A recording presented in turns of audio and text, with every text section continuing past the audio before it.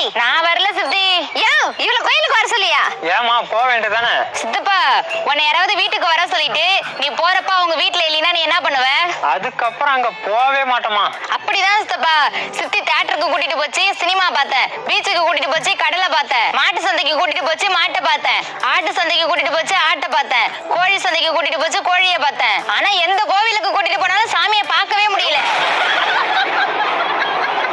ஆத்தாடி அக்காவுக்கு சாமி சொக்கா போட்டுட்டு நேர்ல வரணுமா? இந்த உலகத்தை படைச்சதே கடவுள் தாண்டி, அப்ப பேய் பிசாச படைச்சதும் கடவுள் தானே? வாணாண்டி இதெல்லாம் நமக்கு வேணாண்டி. போடி. ஏமா இப்ப பகல் நல்ல வெளிச்சமா இருக்கு.